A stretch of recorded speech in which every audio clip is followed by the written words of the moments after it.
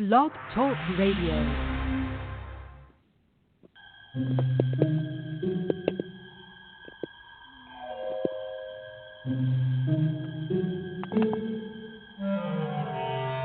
Archangels, ghosts, and Bigfoot, oh my.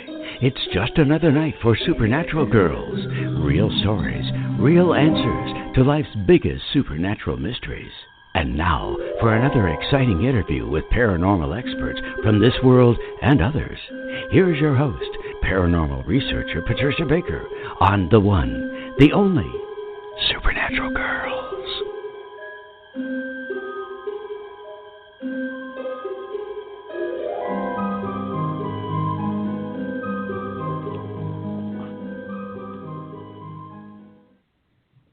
Welcome, everyone, to another exciting episode of Supernatural Girls Radio. I'm your host, Patricia Baker, and I'm here with my co-host, all the way from Tucson, Patricia Kirkman. PK, how are you tonight? Oh, I'm just so excited about our show tonight. I can't wait to talk with Mary. Woo. I know. You have been asking me so many times to bring Bloody Mary, Voodoo Queen from New Orleans, back on the show. And I can't wait to get her on also. She's a great guest and so knowledgeable, so understanding of all of what voodoo is. So we are going to have her on in just a couple of minutes. But first, we got to find out what's going on with the numbers. There's some crazy stuff happening in the world today. Not like any other day, but it does seem a little bit more intense. So what's going on? Well, honey, you know, we've been talking all month about this month itself being a preview of next year, and it deals with communication, it deals with creativity, it deals with ideas and thoughts being foisted on us that may not be real, but there is so much happening that is giving us a small taste of what's really going to be coming down the pike. This month we're getting communications from so many different sources, and we're being given misinformation. This is a day of ending old things, but it's also about drama. So before the day's over, I'm sure we're going to get another kick in the panties from some source or resource. It's just been crazy. And then, of course, with the elections, they don't know who to lie about first. It's a shame, but that's what we've got. Oh, goodness. Well, yeah, it's very tumultuous. And I remember months ago, you did predict, by looking at the numbers, that we were going to have lots of things coming to the surface and possibly even some disclosure from somewhere. We doubt it'll be from the government because they have nothing to gain by disclosing anything about extraterrestrial or interdimensional involvement or both. But it may come from another source. And wouldn't that be interesting? That's right.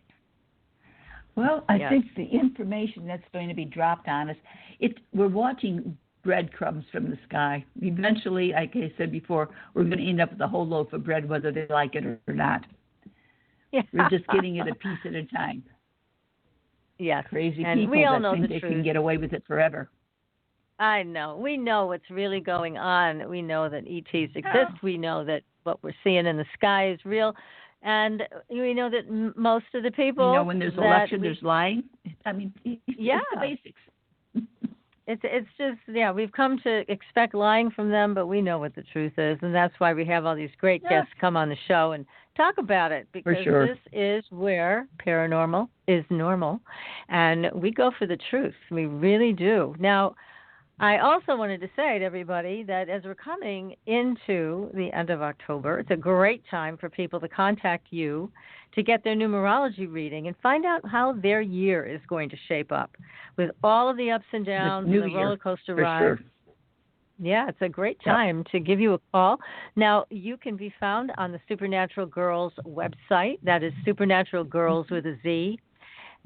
.com, and you can also be found on your own site, which is patriciakirkman.com, and you'll be able to schedule private meetings with people from there. And I know you're also giving classes so people can learn how to do their own numbers and numbers for their family and friends. It's a great thing to learn. And then I've been doing the soul realignment. Hear about the dreams that the dreams have been your way of everybody thinking of you, but now you have a new way of projecting things for people, which is fabulous. Because you did so much this fun weekend, and I love it. Yes, wonderful. I'm glad you enjoyed it. I'm now certified, and I'll tell you what, the protocol that comes from Andrea Hess, who is from Germany, who created this system of soul realignment, is quite powerful, and I'm thrilled to be a part of it, and now offering readings for realignment to people because, everybody talks about manifestation and how they're not manifesting the way they want, and, well, guess what? If your soul is not in proper alignment, you're not going to manifest the way you would like to or the way you've been told you should. So if that's not in alignment, then there is a way to get it back. And this is what this work is all about. So you can also find me on the website, supernaturalgirls.com. You can send me a message, and you can send PK a message also on our Facebook page. So feel free to contact either one of us there. Be surprised at the information that you will receive from Patricia on this. I was amazed at things that I didn't know, even though I do my own chart and I've gotten involved with other things over the years. This one kind of knocked my socks off. Check it out, thank folks. you. I think you'll love it. Well, that's great. That's great. There's a lot to it. There's also property clearing that's involved if you're interested in that. And I am just wrapping up a class in also clearing businesses. So there's all kinds of ways to support people along on their journey, but being in touch with your divine purpose is key. So I'm happy to have learned this. It took me quite some time because it's a very complex process, but I finally was able to finish it. Hooray, hooray. And now it's a lot of fun. Well done. Doing it. Thank you. Finally. My God. And we do have some paranormal news real quick, and we're going to then go into speaking directly with Bloody Mary, Voodoo Queen. And she's the author of a great book, too, Bloody Mary's Guide to Hauntings, Horrors, and Dancing with the Dead. Great title. So we're going to talk to her about what's in her book and also what's going on in New Orleans. It's a busy place this time of year. So we're going to find out everything we can. But before we do, I just wanted to tell everybody to go to our Facebook page. We've got a wild, wild story there. An article that was written for Mysterious Universe. We love that site. They have great articles.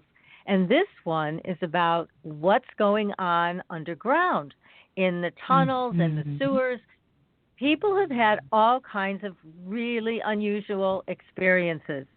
And very few of them have been publicly reported. People are afraid to say anything. One person was even confronted by government agents that told him to get out of town and don't come back. And this was up in your neck of the woods, PK. This is in the Phoenix area. So it's these tunnels, and they're all over the country. But these stories they wanted to send them to Denver. That was something. That was something. All of these stories, they're phenomenal. And they're in this one article. It's very well written. They have little graphic pictures there for you to see. But I highly recommend you go there. This is Spooky October on Supernatural Girls. So we are following that theme. But it's just a great article about what's happening right underneath our feet. And so please take a look, give us a like and a follow on Facebook, and be sure to follow us on Twitter as well. So we've got one of our very favorite people tonight. Yes, and I know, PK, you've been asking me, please, can we have Bloody Mary back? She's such a great guest, and you're right. She is a terrific guest. She's super. And let me just tell everybody a little bit about Mary, because she was born on the bayou and was raised in New Orleans. And she grew into a sincere and valuable priestess who also serves her hometown secretly as a psychopomp. Now, I need to know more about what that is.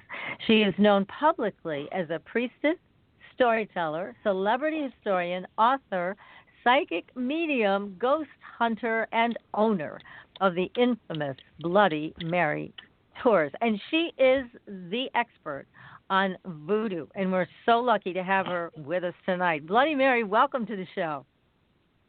Greetings. Nice to be back. It is for us to have you. So good.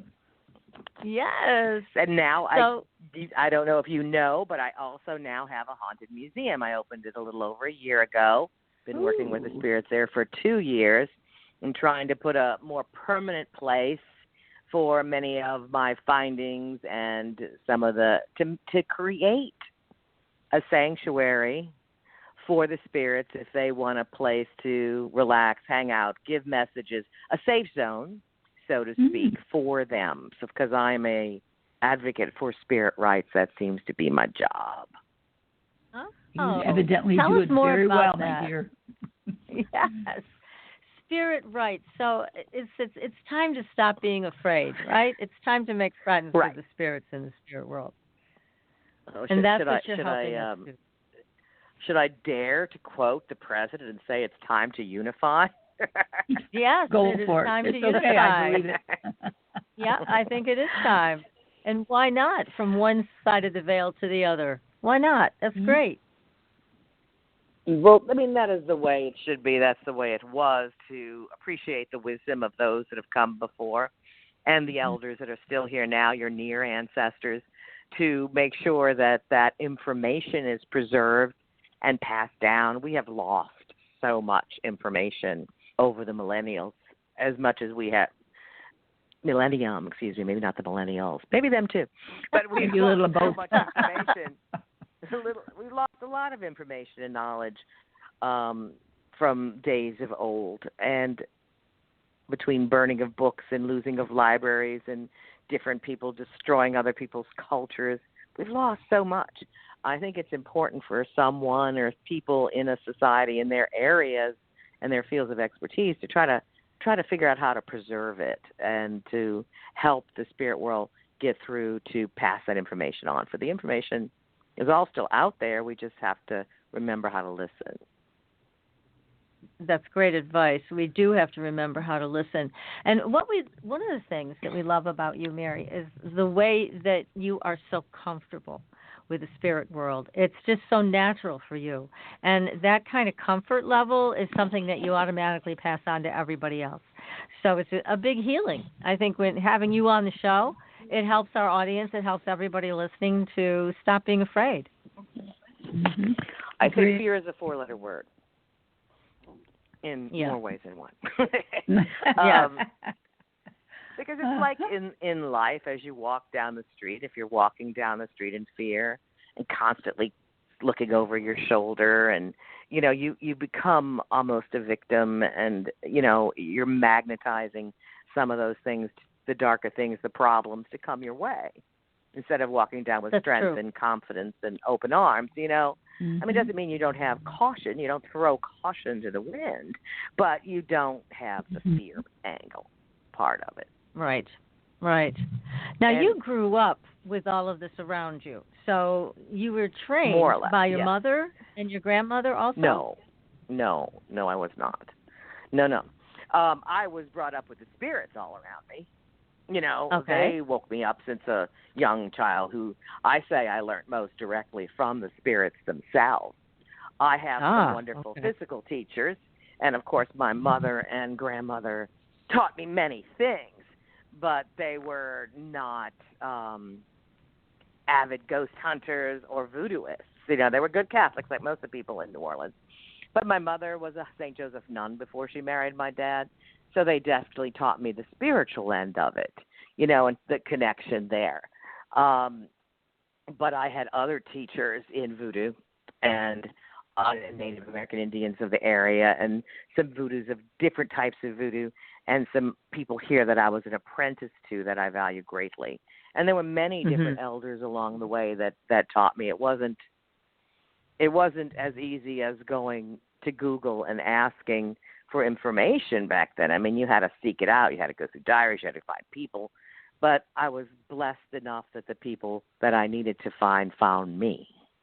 I went and found the books and the research, but I also was very blessed that people came to me with the answers or the missing pieces of the puzzle that I was trying to put back together. So it's like with you were New meant Orleans, to do with this. History with it. Oh, I definitely think I was meant to do this. It's definitely a calling. As I said, the spirits woke me up at night. I didn't go after them first. and it was all soft and easy at the beginning, and as I got older, it maybe got a little more complicated. It needed a little bit more understanding and research, and many ways that I went and people I met kind of circled back a lot of times to some of the things making sense in voodoo. So it was drawing me back, but my bloodline has been here for 300 years, which is just about as long as voodoo's been here. And that means every generation in my bloodline was exposed to some form of element or another of it, So trying to tap into the DNA and the Akasha records and all that, and to just listen to the spirits and to, even just sitting for hours and hours on end at the bayou or the swamps. I mean, you get information if you let it flow in. Now, do you have children also? Yes, I have one. And are they? One. You have one. And is that I child have one. interested He works in this with me. also? Yes and no. To him, he was growing up like with this constantly. So he was bombarded with it, and he's extremely psychic and healing. But as he got older, he, of course, well, I shouldn't say this, but it is when you're 25, you do know everything, right? Mm-hmm. Of course when you were that age. Sure do. Yeah, So I've raised 3 of them. So I don't know if it was a good thing or a bad thing that he got a degree in psychology. So now he's got a little bit of a debate going on, which is a good thing and a bad thing. So he's got the psychic upbringing from a small child, and he's a natural at it. But he's also got book knowledge, So he's balancing. He's balancing the two. And he works with me at the Haunted Museum. That sounds wonderful. He holds the spirits, He's not trying to do psychic readings. He's only mediumly involved in the ghost investigations. But again, he grew up with that. So sometimes when I ask him to help, it's like ask him to do the dishes. Because it's some things he's had to do when I asked him since he was a baby.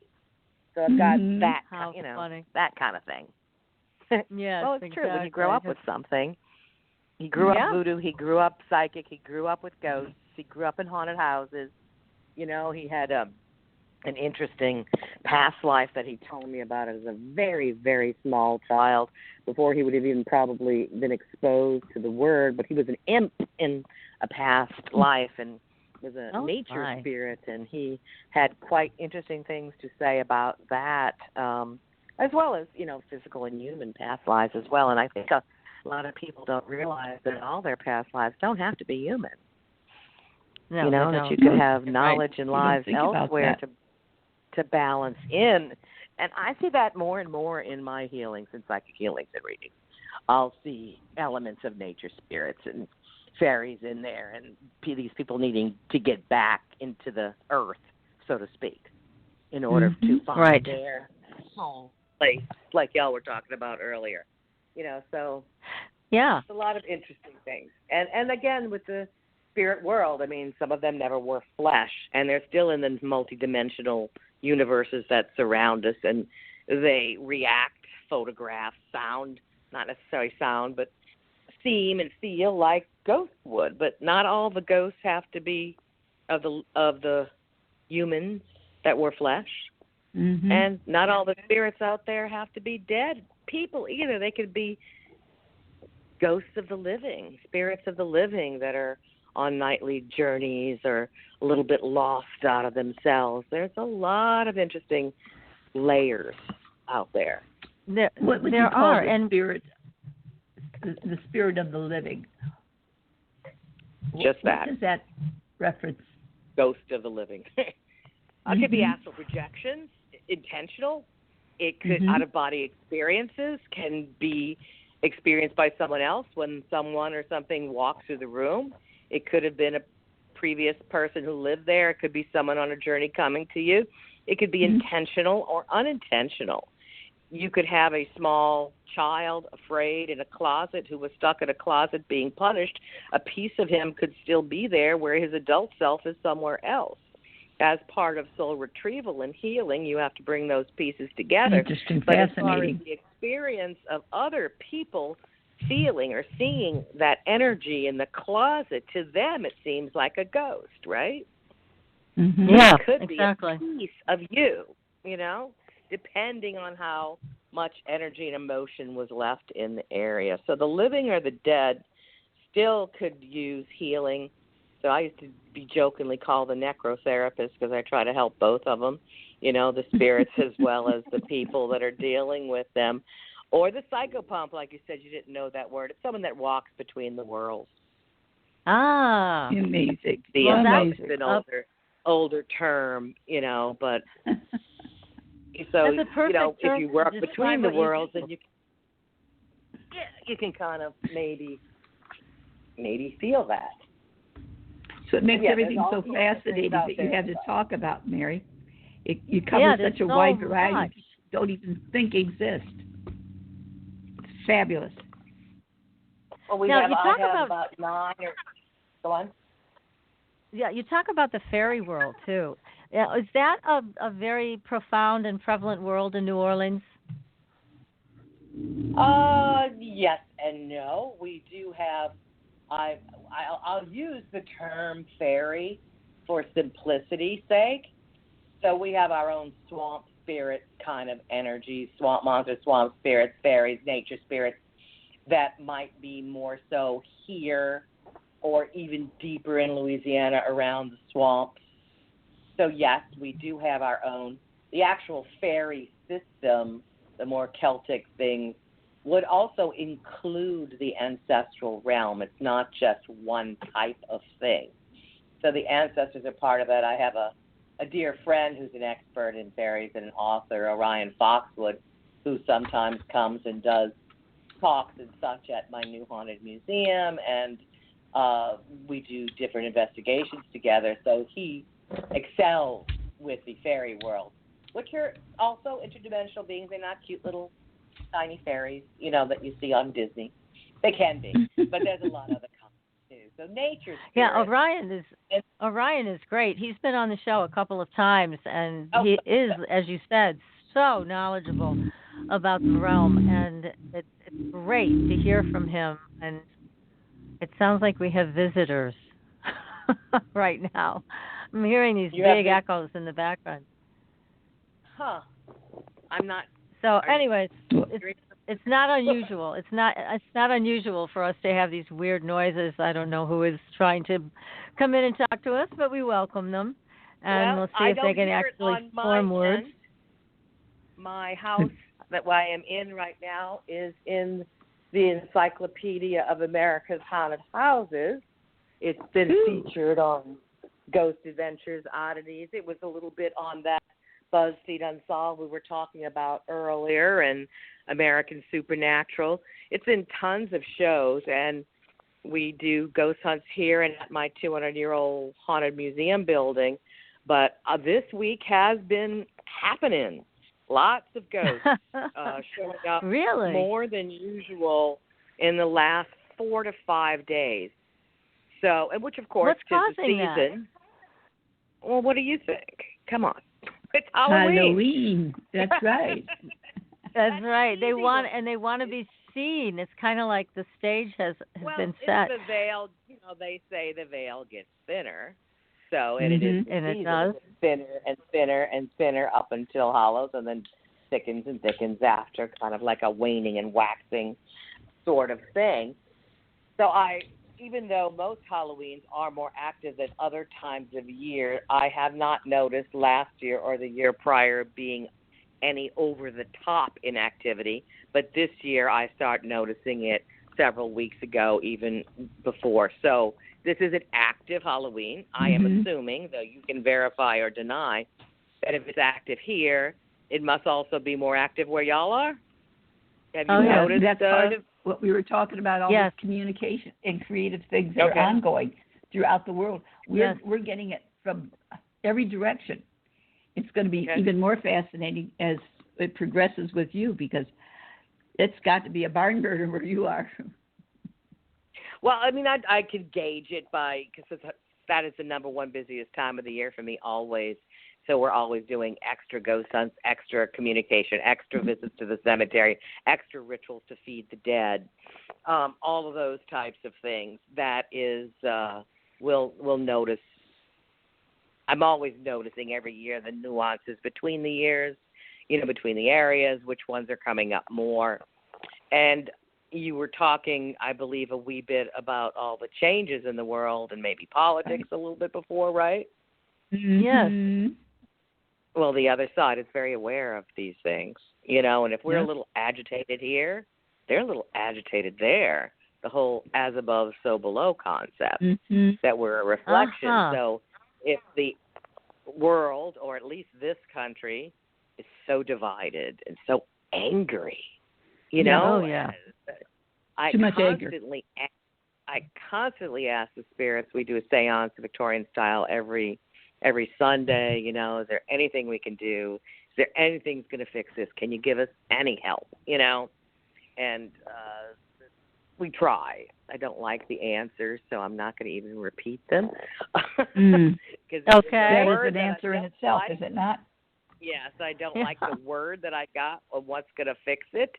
But I do tell you that I have a seance parlor in my haunted museum where we do these seances.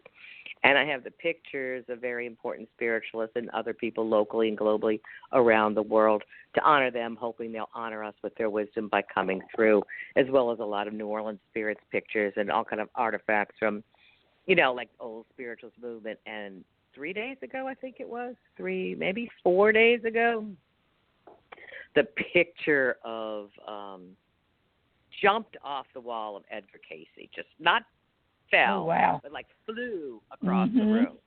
And I was like, okay, what do we do here? And my other guy is like, I think he's reacting to what's going on. I think he's aggravated, saying all the unrest and the politics. And I'm like, okay. I was rearranging and bringing some new pictures in. I thought he was telling me to move it. But either way, they're noticing. They're knowing that we're at a very important crossroads, I suppose, in our government, in our time, in our persons, people to people. Yeah. We have to heal, Yes. And I do believe that spirits can help us. I do believe their wisdom can help us. I do also believe, and this is something that might be interesting to you or not, being that you're supernatural girls with a Z, you might like the fact that you should know that the Me Too movement is also helping a lot of murdered, raped victims on the other side come to a final release. Many of them that were still held spiritually captive by their murderers or rapists or whatever are kind of getting free, which is great for them. It's pissing the guys off, though, that held them, because they were still kind of sucking off that energy, so to speak, speaking of vampires earlier. That kind of thing. But it is actually helping, and it was the Black Dahlia 2 years ago that pushed me on this mode to help others and to have these others come into my path that had been murdered victims, which brought me to the museum building that I'm in, where there was a very graphic murder-suicide after Katrina, that these spirits were still there trapped.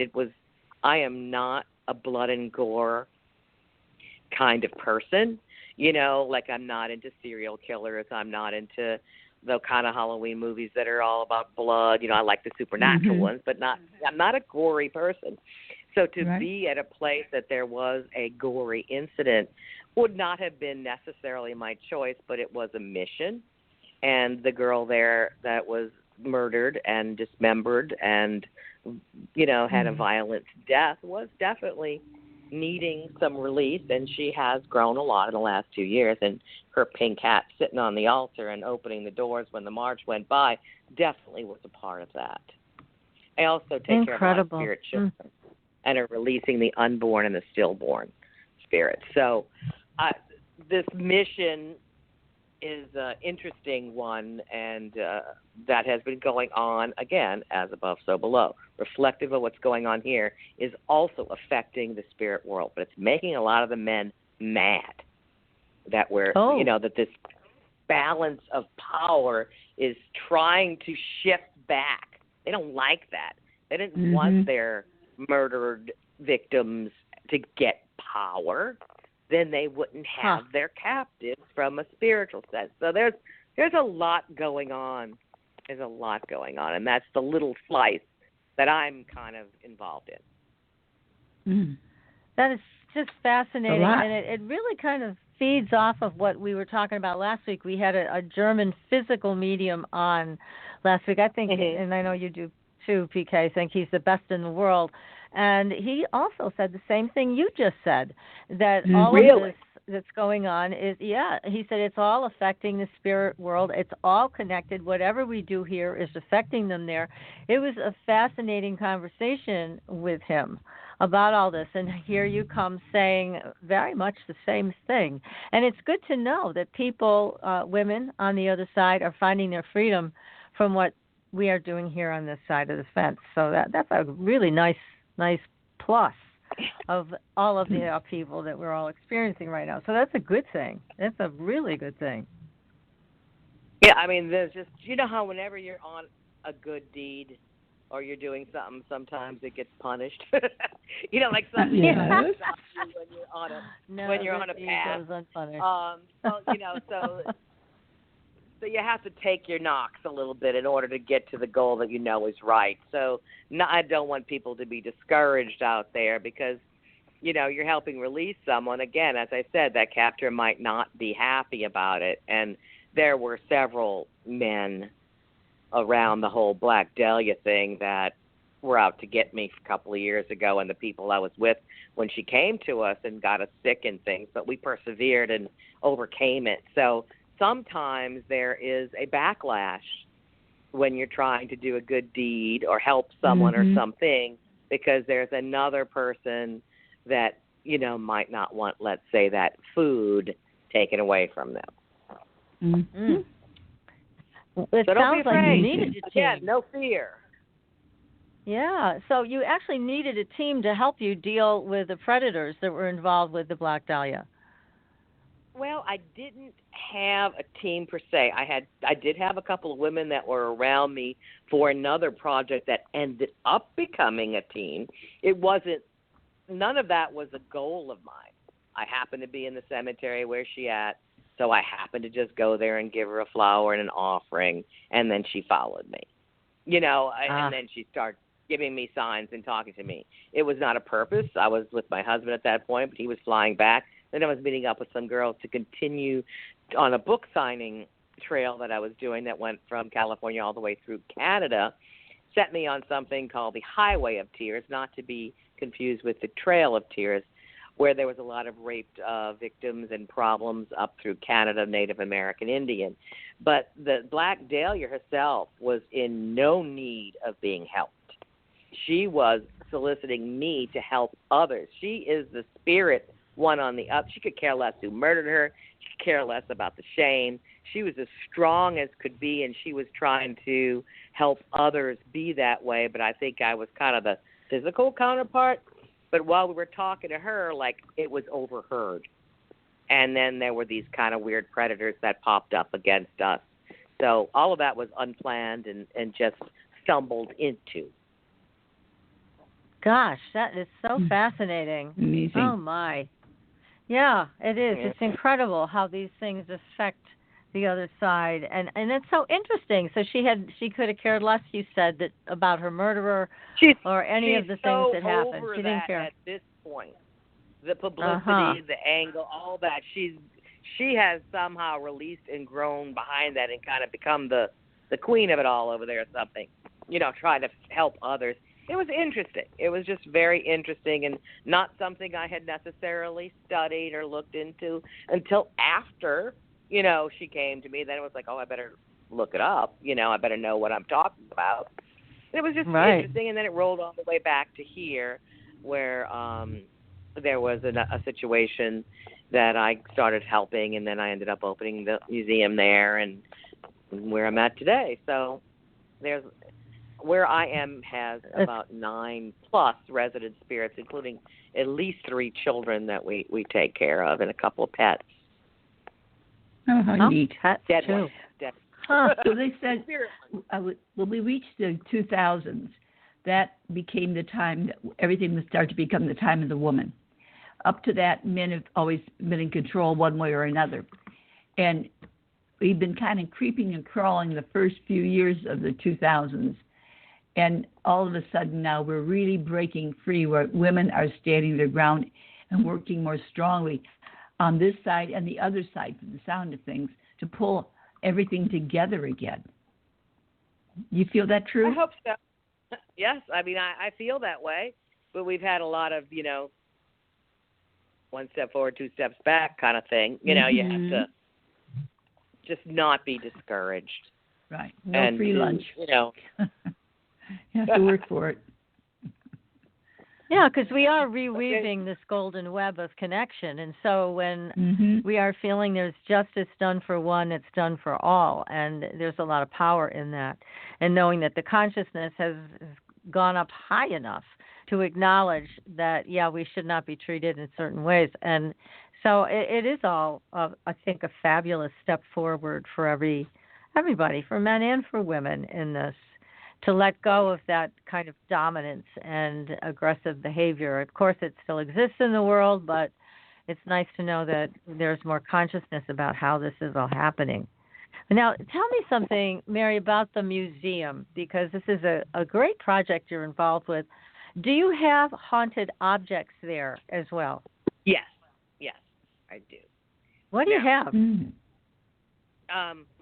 Well, I have lots of good things. Now, to me, it's a good thing to have haunted objects. Okay, everybody when they're calling about things like it's like, oh, is it evil? Well, no. I mean, I might have a couple of things that came from a darker situation, but I guess what I do is kind of teach how to maybe rehabilitate these things, rename them, cleanse them, talk about them, work with them. So to me, the collection of the haunted items acts like they could become a bridge for the spirits to come through if they so need to, or if they have something to say, or however you would like to look at it. So I have a wonderful occult little corner, which has several personal things that belong to Voodoo Queen Marie Laveau. So as a priestess of the tradition of Marie Laveau in New Orleans Voodoo, to have her items are not only wonderful to show people, but if I use those items ritually, which some I do, then I would get to piggyback on her energies with them, and she would make my healing abilities and mystical things stronger. So I have her gun.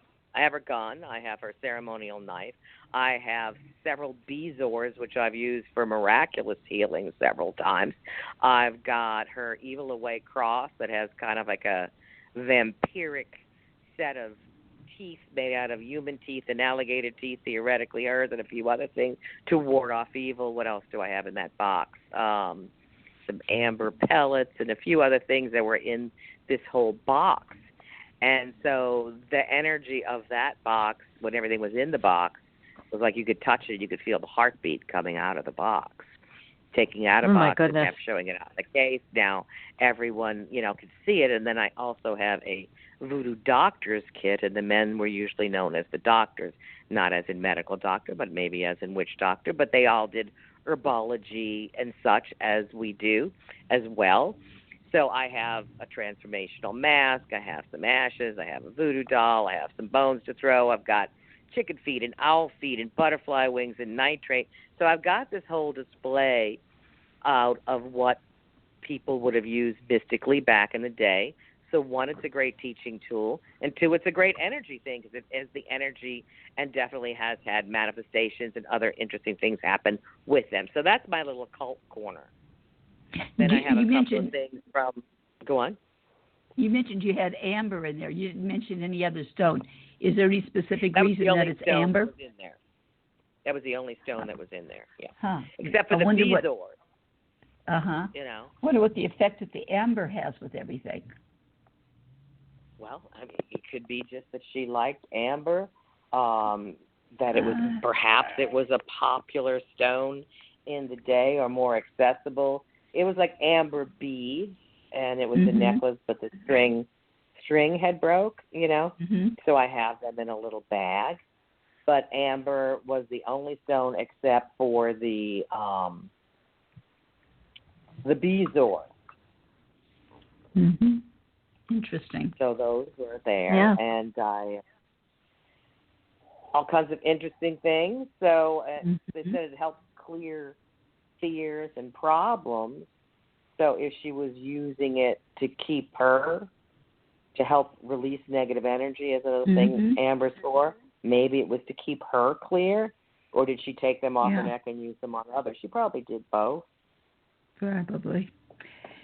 So, and then I have like a skeleton that came from a skull that came from the catacombs of France that when I was in a store, I heard the skeletons, they'd always wanted to go to New Orleans and turned around and got the skull and sent it back and caused a little havoc when it first got here, but calm now.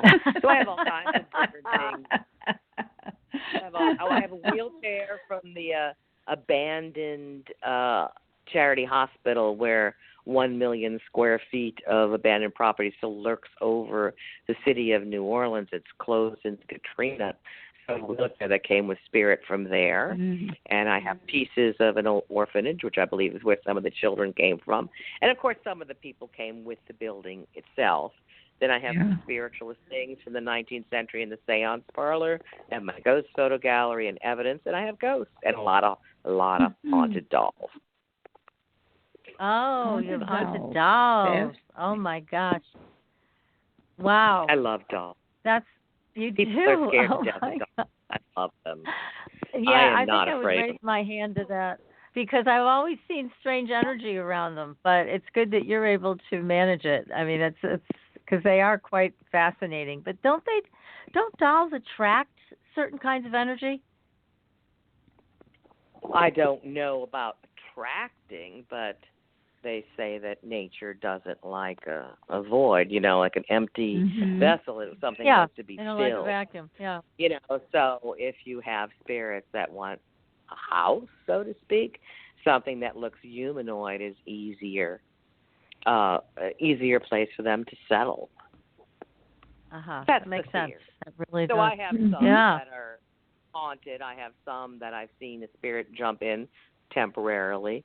And, have some that seem to really hold the energies of, let's say, the little girl or the person that owned it, because they held on it so tight. It was their surrogate. It was their little safety zone toy that they wouldn't let go of, So it's got a piece of that in there. So there's all sorts of, I've got a recent collection that I acquired that came with the woman who just died, who was the collector of the dolls. So I've got her dolls and her. So there's all kind of ways that it works. Plus, I've been a teacher of making voodoo dolls and different kind of dolls for 25 plus years.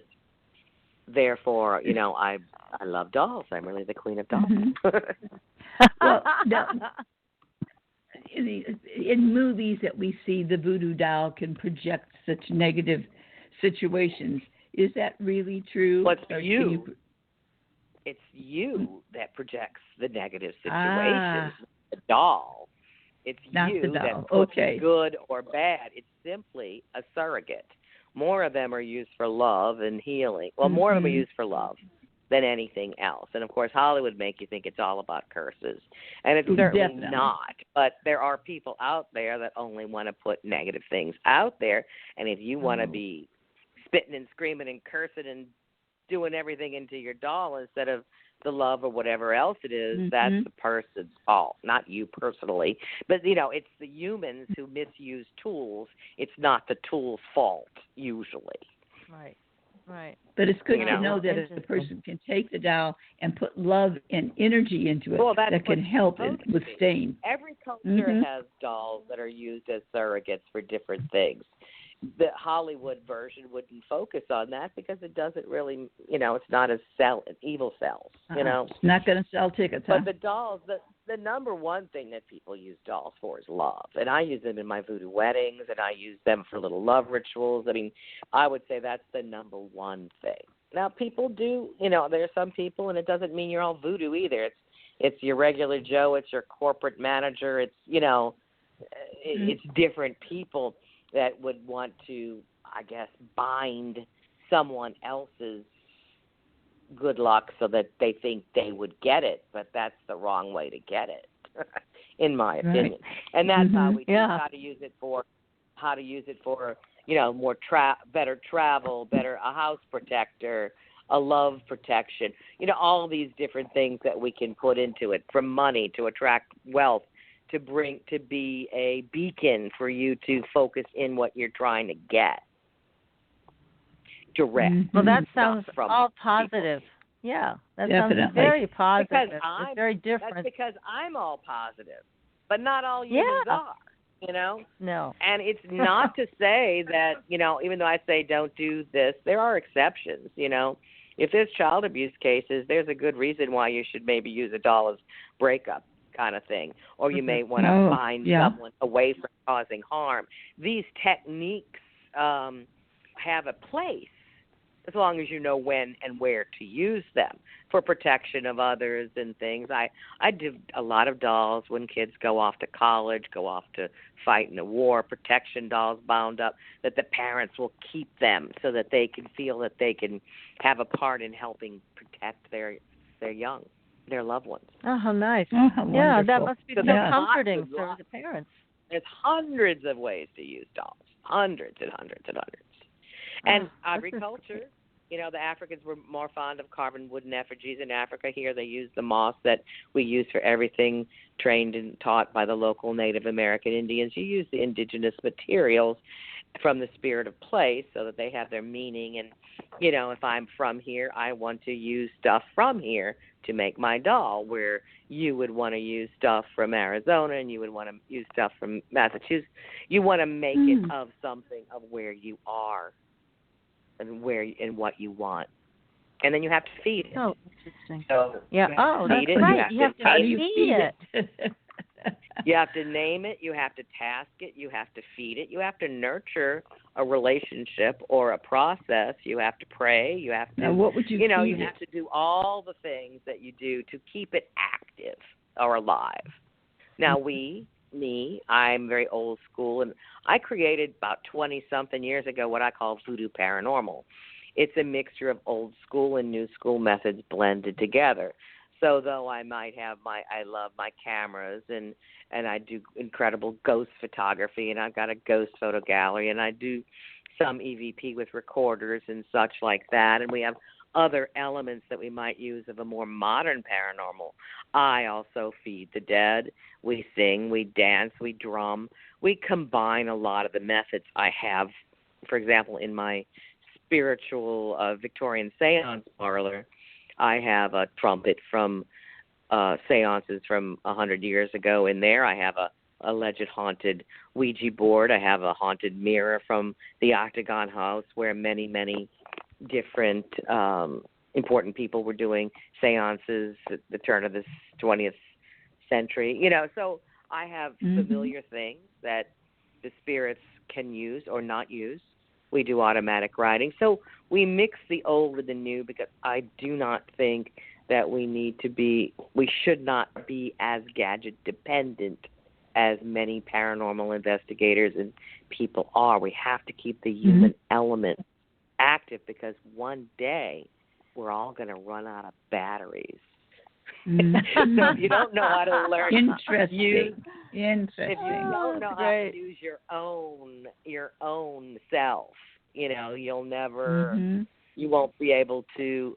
You shouldn't be dependent on anything. You should be aware of it all, use it all a little bit, find the one that's the best for you, but not be totally dependent on one thing only. For communication. That makes sense. Communication is the key. And so is a little food. Yeah. Like not only the people that come to New Orleans in the flesh are foodies, the spirits are foodies too. They like good food when they were here. Modern paranormal investigators go bring a bouquet of batteries for the spirits to sup on. I'll bring gumbo. Well, we're going to take a very short commercial break, and we're going to come right back and continue this fascinating conversation with our guest tonight, Bloody Mary, Voodoo Queen of New Orleans. And stay tuned, everybody. We'll be right back.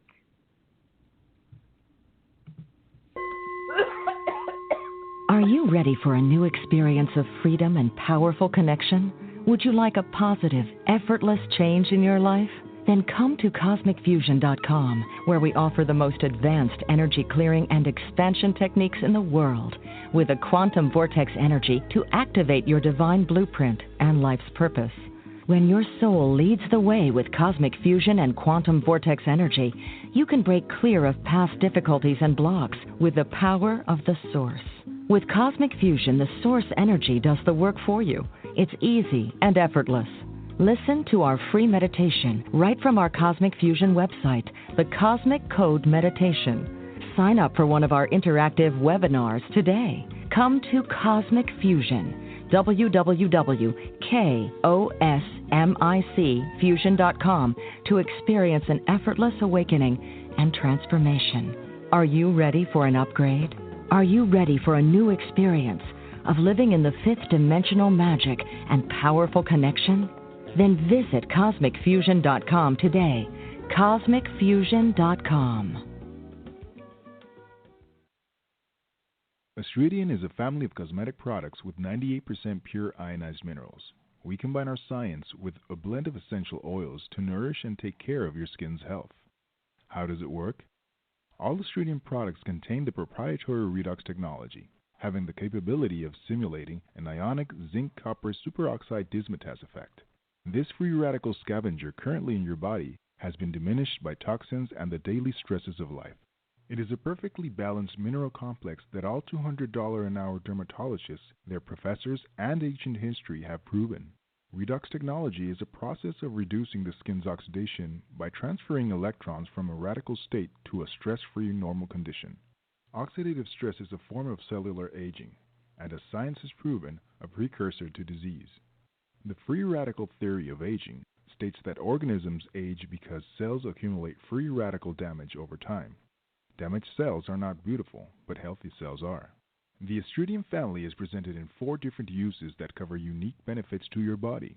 They are the Essential Anti-Aging Series, the Multivitamin Series, Sports Series, and Professional Series. Regain your youth with the power of Astridian. Visit www.astridian.com and inquire. Use the code SUPERNATURAL and receive a 10% discount on your first purchase. Astridian, the beauty of being healthy. Your property tax bill. Have you seen it lately? It's frightening. Your property taxes are going up while your home value is going down. It's time to fight back and win. For the real truth about the property tax system, get attorney Pat Quintilian's book, Are You Getting Screwed on Your Property Taxes? How to Find Out and How to Fix It. Attorney Quintilian answers all your questions and gives you the facts you need to fight a property tax bill that is spiraling out of control. Also read about what happens to property owners who don't check their property records, only to find out too late they're taxed on square footage, fixtures, and even buildings that they don't own. Is this happening to you? Learn your rights. Buy attorney Pat Quintilian's book today. Are You Getting Screwed on Your Property Taxes? How to Find Out and How to Fix It. Available on Amazon.com.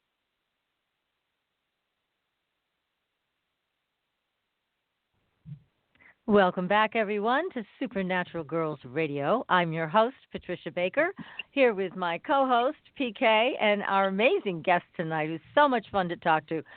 Bloody Mary, Voodoo Queen of New Orleans, is here with us tonight for Spooky October, continuing on Supernatural Girls. So tell us, Mary, you've got, oh my God, such a wealth of knowledge to pull from and share with us. But have you ever encountered a spirit that you felt was just overwhelmingly, I'll say, negative? Sure. Possibly demonic? How do you handle that? Well, first of all, demonic doesn't mean necessarily overwhelmingly negative. There's a lot darker stuff than demons out there. Just to throw that out there. Because demon seems to imply such a Christian overtone and such a sense of morals of good and evil. There are some amoral creatures, entities, that are way more difficult to deal with. A demon, you might say, has somewhat of a human capacity of understanding, negotiation, tricking, a variety of things that one would do to avoid, sneak away from, or let's say win over if there is that kind of battle. Or, that there's other things, much more primordial, that are more difficult to deal with. Mainly because you don't have a pattern in order to know how to combat it. So, you're having to just try so many different ways. And yes, I had a 3-year battle with something that, from a folklore perspective, is a possibility in my area. We might call it a haint. However, it was very ancient. It wasn't humanoid. It wasn't a ghost. It wasn't a demon. It was, just a devouring creature that was on a mode to just eat. So it didn't care if the person was good, was bad. It wasn't anything about evil or religion. This was something ancient and something different, and kind of like a hive creature. And it was unleashed after Katrina, which was a very dark time. And all I did for 3 years was pull this off of people, places, and things, especially that first year and a half.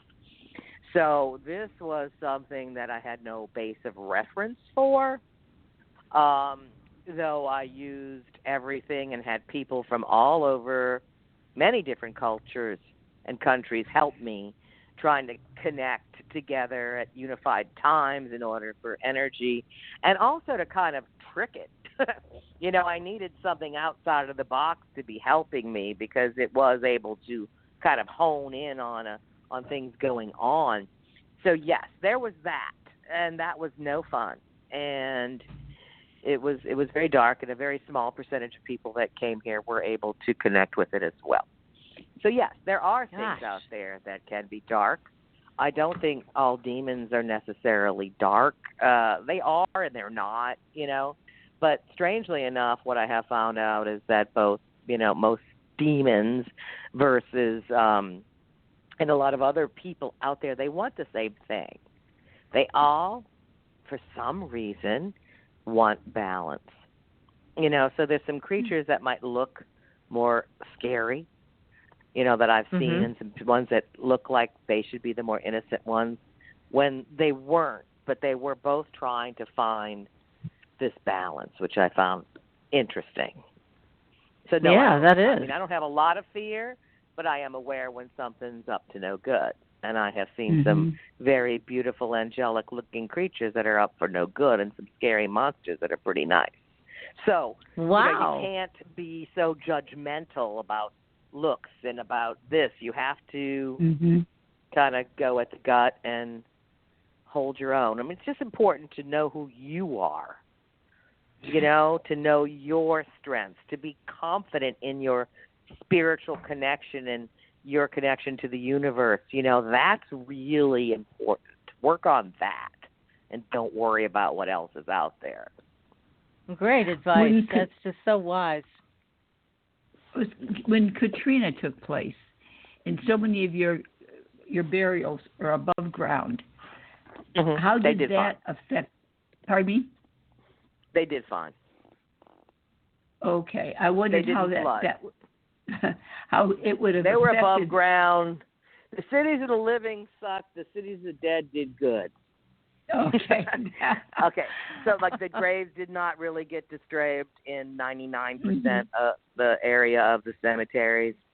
Most of them did not flood. Most of them were on the higher ground areas. A few of them being above ground. There was no surge that hit that would wipe down these cemeteries.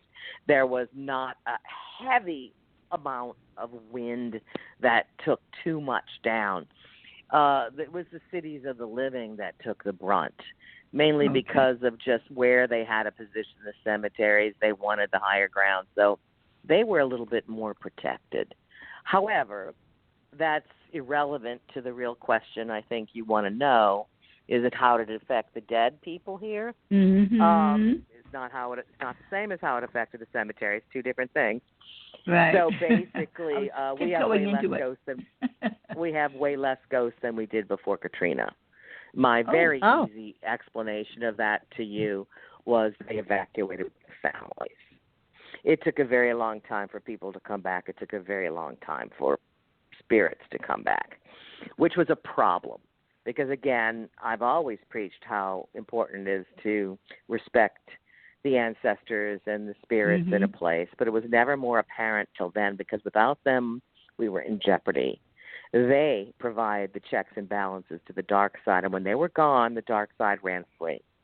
There was not that balance. And that was incredibly difficult to manage. So this is what helped to release that horrible thing. To come back, in my opinion, And it took you 3 years to deal with that thing that showed up. About 3. Yeah. Mm-hmm. How did you know it was? How did you recognize it, Mary? How did you know that this thing was there? What was it that caught your attention? Something really nasty oozing up from the bottom of my house and crawling into bed, almost getting on me one night and having to get out.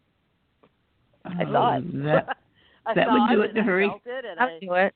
I was constantly overlooking my shoulders, and then I saw it when it was on people. There was a certain look of eyes, and they would always be looking at me. I saw it, I heard it, and then I had many, many visions and dreams which tried to explain things to me, without words, of what this was doing, not exactly what it was, but how it worked and what it was doing and how to react with it. So it was a lot of trial and error. It was a lot of mysticism from many different cultures, but it was also paying attention to my visions and dreams and trial and error when this thing came near it, when it was on other people, on what would make it shrink back, what would make it come forward, all those kind of things, which I have actually, but I haven't. I had it all in one book, but then it was too many words in that book, so there is this whole study of that will come out one day, but I hope so. One of those it sounds kinds very, of very things one of those things that I think, though, the more you talk about it, the more it might wake up, kind of thing. And so I hadn't been talking about it. Yeah, I hadn't been talking about it too much the first couple of years because it was too close, Yeah. But at the end, it was a little easier to talk about it. I didn't feel that it was still enough of it to kind of be shook up or woke up, So we'll see. Wow. I would be interested and fascinated as well as sad for all the people that are hit, by the current hurricane on the East Coast. I hope they don't have to deal with it. But see, I've dealt with many hurricanes before, as many of us down here have. It wasn't the hurricane. This is unleashed after, really, and when the levees broke. It was something that erupted from deep inner earth through the waterways and through that way, as opposed to coming from winds in a hurricane. It was not from that. It was the aftermath. So, as I said, I've lived through many hurricanes, but this was different. Yeah, it sounds it. Oh, my goodness. Incredible. Well, I hope someday you are able to share a book about that because it does sound fascinating and how brave you were and all the other people that helped you. About it. There's a small chapter about it in my book that you mentioned earlier, the Hauntings Spirits and Dancing with the Dead, but I had way too much in there, and it was really a separate book, and it was, wrapped around with that murder-suicide was at the height of our problematic era in New Orleans after Katrina, too. So it definitely had its field day with that couple, as well as with the whole town, and I try to tell everyone, it's very, very important for you to face your own demons as they come into your life. Embrace your shadow, because if you do not face your demons, one day they'll gang up on you, and then they can take you down. And that can be a metaphor or that can be reality. However, you better, you better not shrink in fear and just try to hide these things. Because if a disaster happens, something dramatic happens, and then everything in your life is shattered and cracked open, you're dealing with a lot of problems, and they can come to life and get you. Yeah, that's true. Very true, Mary. Yes. Now you talk about healing. Also cultivate your own ancestors. Let me just ask. Cultivate your own ancestral spirits and spirit guides. Make sure you're familiar with them so they protect you too. So what did you say? What about voodoo? Well, I wanted to ask you about the healing because you said you have experienced some remarkable healings with some of the voodoo tools that you have, and I know we'd love to hear about that. What kind of experiences you've had with healing with voodoo? Well, I mean, I'm a healer. I believe that psychic help is healing. I do a variety of different methods pulled together. So energy work or older work than that. There are also certain things that you can just adjust inside of a person that you can see energetically and psychically. However, the bezoars, which aren't used that much anymore, which are stones from a ewe or from a llama or from a goat, that were thought to be the congealed poisons that solidified inside of a body. Acquiring those stones was thought to be able to help you pull poisons out of other people. Most people, if they know about bezoars at all, know about it from Harry Potter. But these are still certain things that can be used. And there were two very large bezoars in that box, which I began to use. And I went on a nice healing journey on my husband's father when he was in the hospital that let me diagnose something even before anybody had found anything. And it was interesting by holding this and meditating with it and, concentrating on my connections with Marie Laveau and with the person who was sick. It was almost like I was able to, that movie Fantastic Journey when they, shrunk themselves down and went inside the body. Oh, yeah. Do you remember that silly movie? Well, it was kind of all of a sudden I was like inside seeing all of these body parts and functions and blockages and stuff that I was able to go in and do stuff and see that I didn't officially know what these things were. I described them, I wrote them, I knew where they were, I looked them up, I was right, and I wouldn't have known this. It wasn't me. I was channeling through the bezoars and I guess also through the knowledge of the eyes of Marie, the healing process that was necessary. Now, she would have, of course, in her life also used great herbs and tinsanes and things that she grew and used them more medically than we do today. So she would have been an herbologist, or what we called a traiteur. So let's say the good voodoo priestess with a traiteur, to treat. That is a French word. It was used here in the swamps. It was used in Haiti, used in a lot of French areas. The person that is the treater is the traiteur or traiteuse. So I was able to use those things.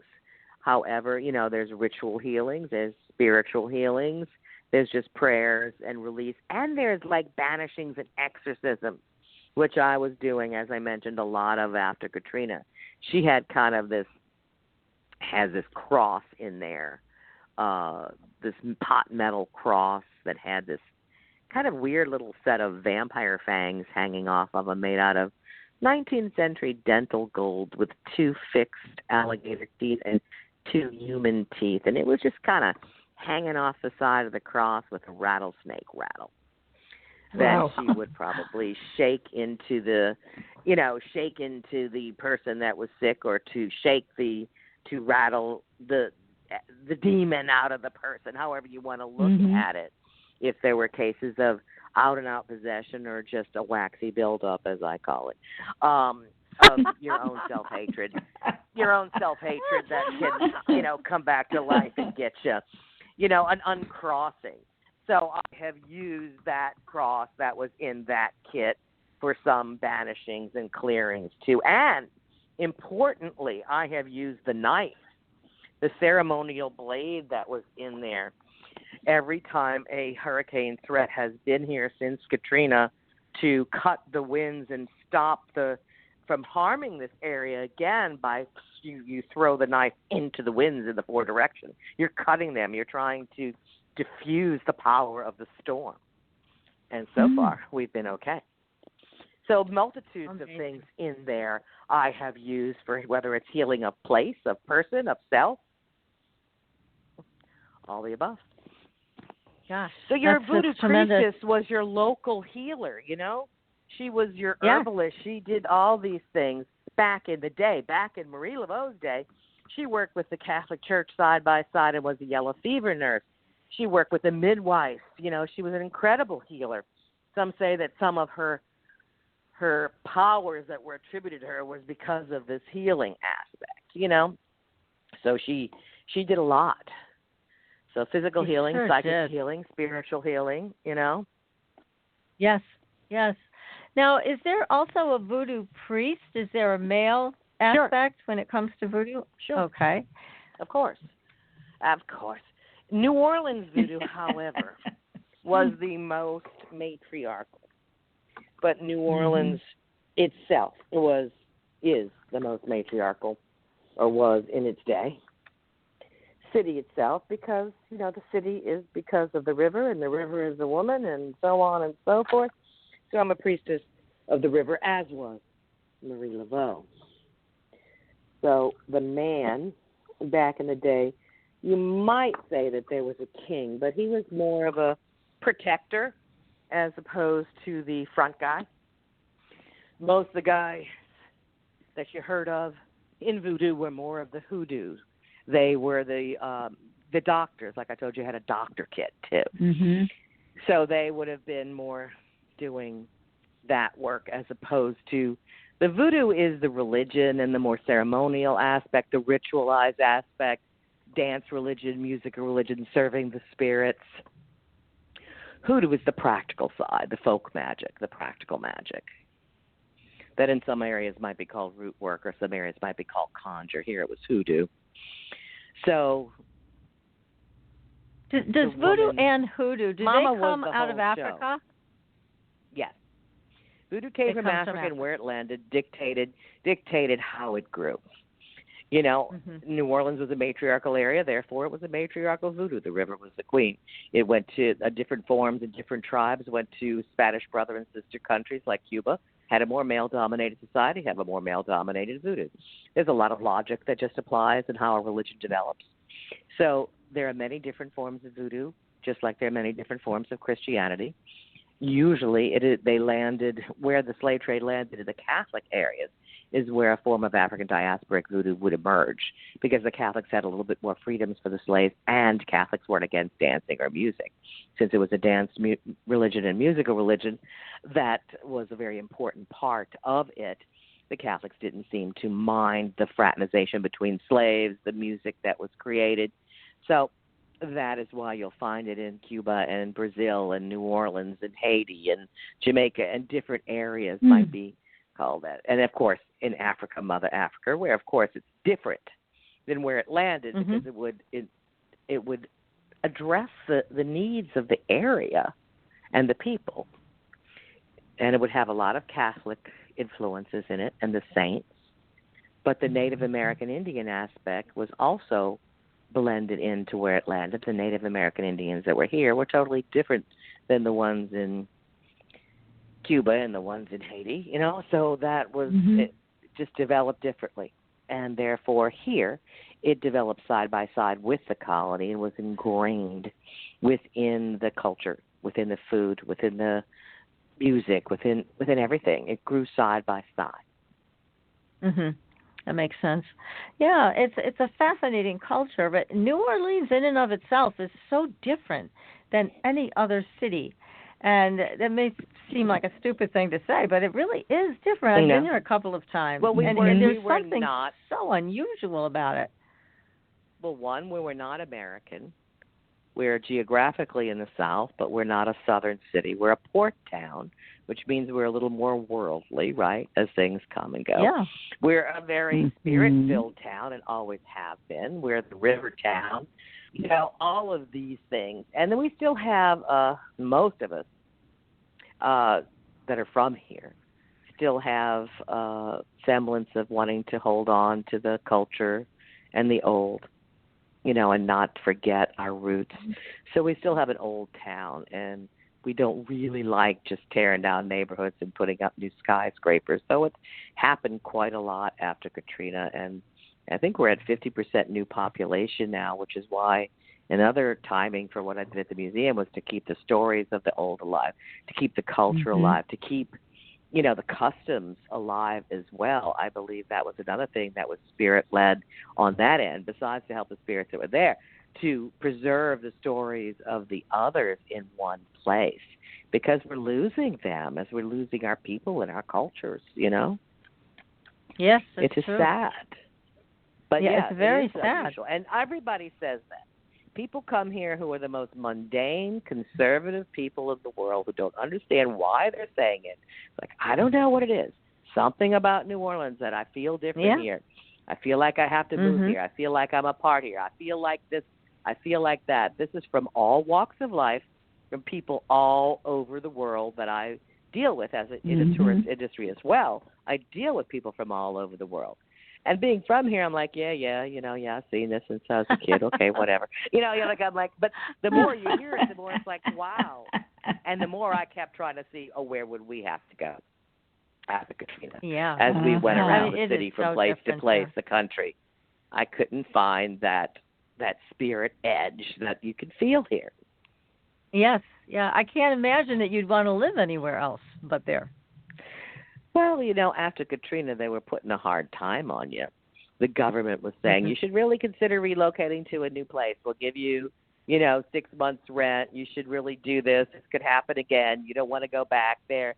I mean, the FEMA people and other people that were paying for hotels and trying to get you having a place, I mean, they were not pushing you to go home. They didn't want you to rebuild. They kind of wanted you to just walk away, and because I guess they didn't want to have to pay for this again and again. I mean, they kept telling me, well, you should consider staying in the city you evacuated to because, what if this happens again? What would you do? And, it was actually, come to think of it, it was really annoying.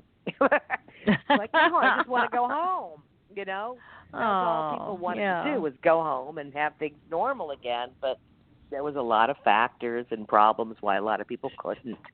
So we were definitely a ghost town of a different variety. That's an interesting way to state it. Yes, you were at that point. And now do you feel that things have gotten back to some semblance of what it was before? Yeah. Okay, good. Well, yes and no. I mean, there's humans, there's energy, there's people, there's a little bit more chaos. People that really don't know how to drink that moved here. People that are trying to change things that moved here. Lightweight. They come here because they love New Orleans, but then they try to stop music on the streets and they try to get laws changed. And, many of us are here, we don't get that. It's like, come here because you love it and be a part of it. Don't come here and try to whitewash it and be mainstream everywhere else. So try to make it like the last place they lived in. Yeah, why is it we do that? We find something we totally adore, and we get there and we try to make it like the place we just left. Yeah, that's right. It's very sad. It is. But other than that, we still got good food. We still got party going on. We still got the energy. The spirits are back. All those kinds of things. But there's a lot less people that you can run into that say, I've been here for hundreds of years, or my family's been here, or I grew up here. There's a hard to find those locals that lived and breathed the customs and always had. The real locals. We will survive.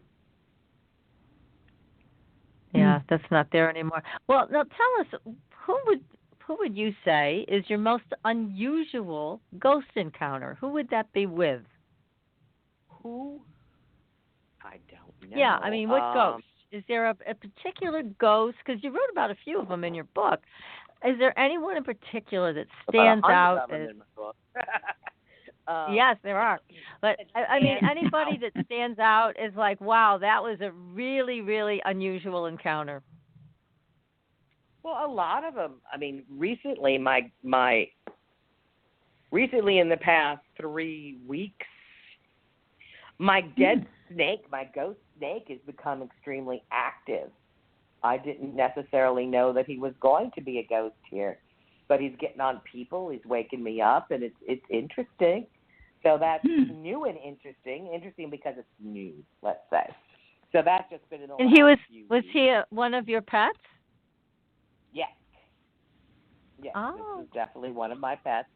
died last year, or this year, last year, maybe not quite a year ago, or just about a year ago. So that would be interesting. However, I did a lot of animal rescue after Katrina on the ghostly kind because they all found me here for some reason. So there was always an animal aspect on the side. People that came, I'm trying to think if there's someone or something that was unusual that would merit to answer your question, because they all have merit. They all have needs and interests in them. There's a little boy by the name of Michael that I'm dealing a lot with now. He's very verbal. You hear him a lot. He can be kind of handsy.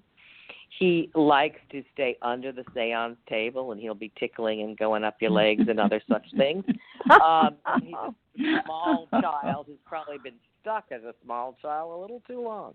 But he wants to help, and he wants to be a part of things.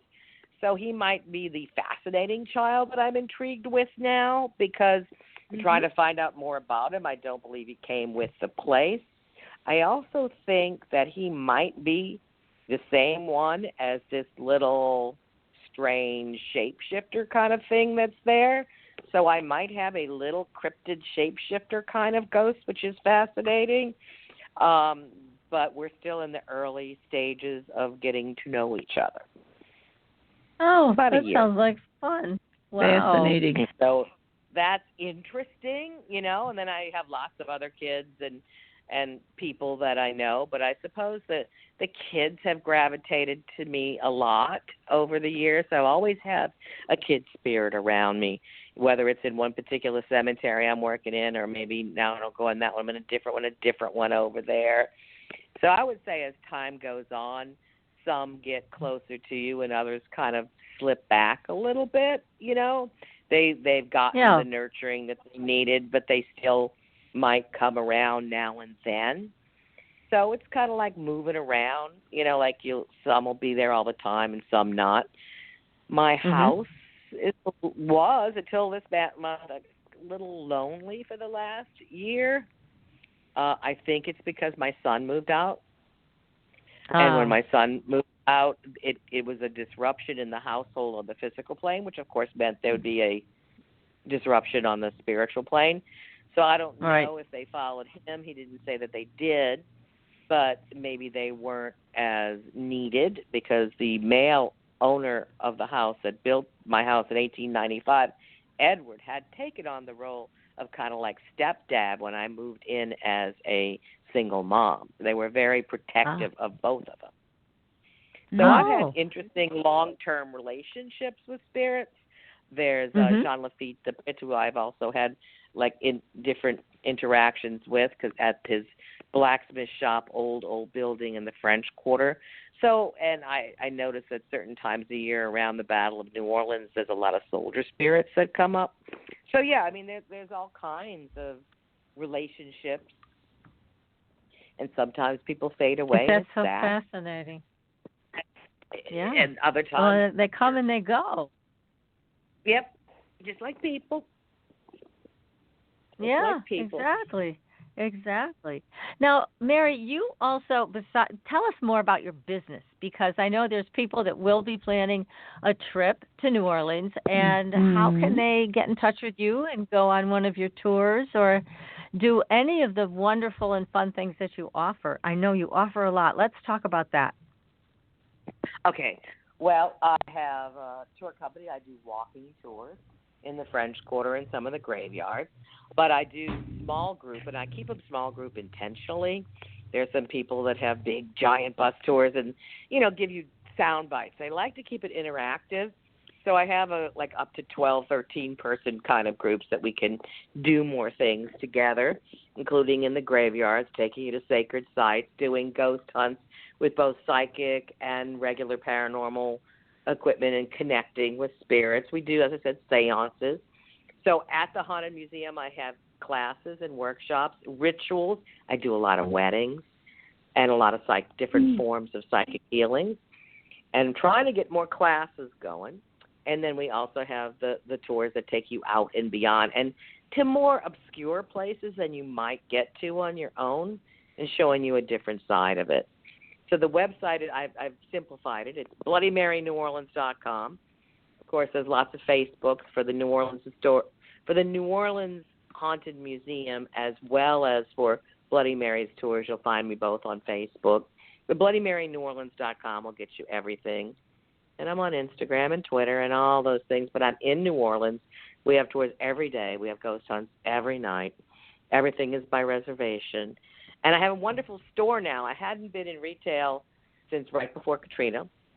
I had a small haunted slave quarters behind the Voodoo Museum with a small retail, but I really was making everything by hand for customers, more cottage industry. Now I have a full-fledged store and focusing on connection and protection. So bones and baubles and crystals and gems and Ouija boards and tarot cards and gree bags and a hoodoo corner and oils that I make. And I have a voodoo doll bar. So I have the starter dolls I make, and you stuff them with the herbs. You dress them, we bless them. So you kind of try to make them for love or money or happiness. And then Very clever, my dear. Very clever. I wake well, so many of the dolls in town are made just by people that do crafts or made in China. Mm-hmm. They don't have the intent or the magic behind it or the knotting or anything. We make sure they're local ingredients, made only in-house, and, again, keeping the old cultural stuff of New Orleans alive, aware, and for sale, or from some mystic people that I know that I trust their values. So do you have a few people working with you in the store so that they can help put things together? My son and my daughter-in-law run the shop. I have several with me. I mean, I have to get stuck in there. Then I have a cousin who's also my co-priestess. She's there as well as she's my pet psychic and co-priestess and tour guide. My husband does some of the tours and a lot of the handiwork around the place. And then I have several other psychic readers, local in different various styles.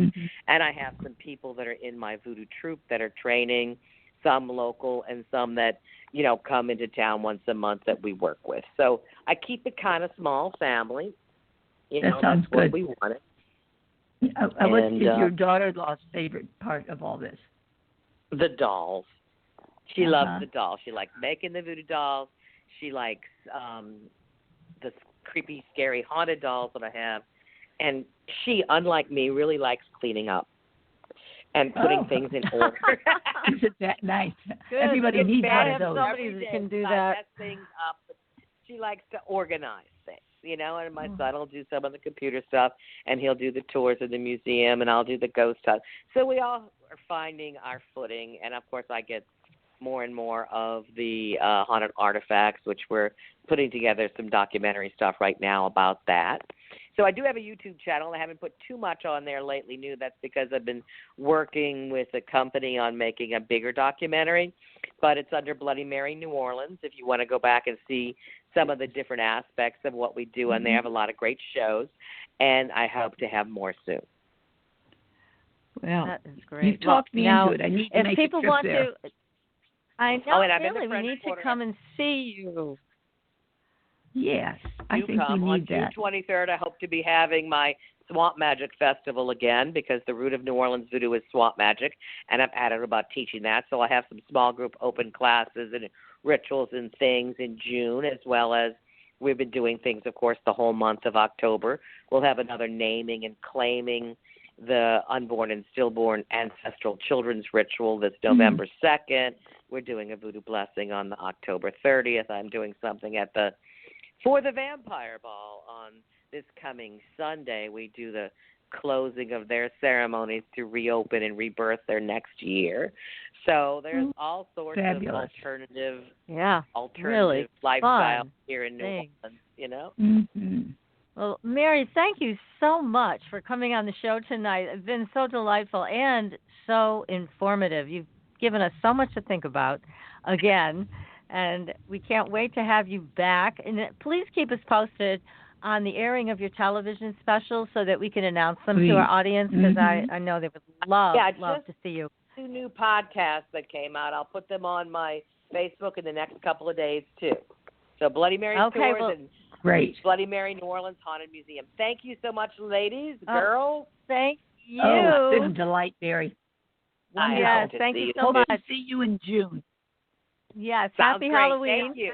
All right, Happy thanks. Halloween. And everybody, we'll be back next week with another show. And until then, we'll see you on the Blue Highway. Good night, everyone. Good night. Thanks for listening. Tune in next week for another radio adventure with Supernatural